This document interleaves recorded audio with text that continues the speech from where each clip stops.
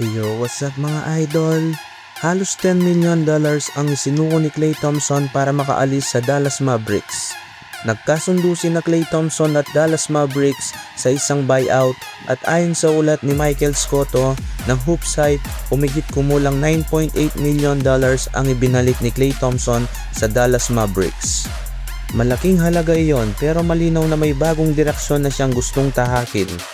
Pagkatapos mapunta si Klay Thompson sa Miami Heat kung saan nakatakda siyang pumirma ng 2-year $13 million contract sa halip na kumita ng $17.5 million sa huling taon na kanyang kontrata sa Dallas.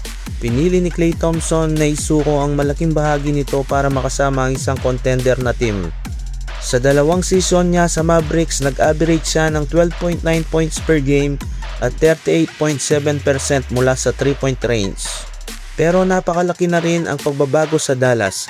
Wala na si Luka Doncic na na-trade kapalit ni Anthony Davis na kalaunan ay ipinadala rin sa Washington Wizards.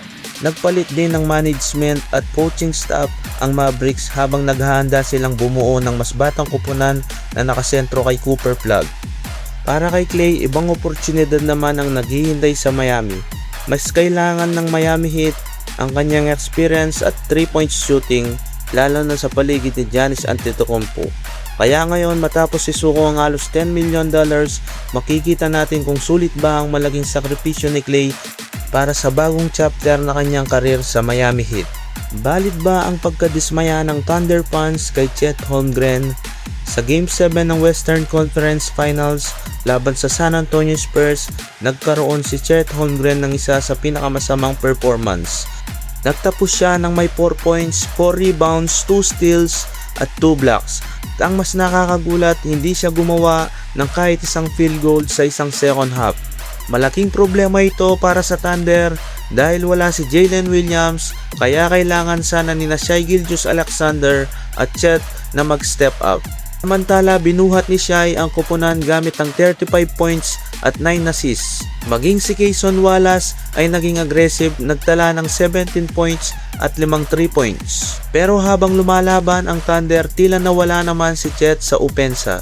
Mas naging kapansin-pansin ito dahil muli siyang nahirapan laban kay Victor Wembanyama. Sa regular season, nagtala siya ng 17.1 points per game at 55.7% shooting. At bumaba naman ang kanyang produkto.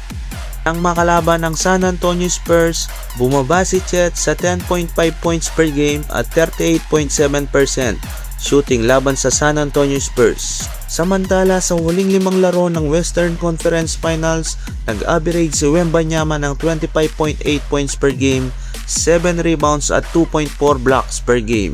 Kaya malinaw kung bakit nadismaya ang Thunder fans. Pero hindi pa tapos ang kwento ni Chet. Isa siyang All-NBA at All-Defensive Player at may buong off-season para mag-improve. Sa 2026-2027 season, pagkakataon na niyang bumawi, maging mas aggressive at patunayan na kaya niyang tumayo sa harap ni Victor Wembanyama sa pinakamalaking entablado. Kayo mga idol, anong opinion ninyo dito mga idol? I-comment sa ibaba mga idol. Maraming salamat po mga idol.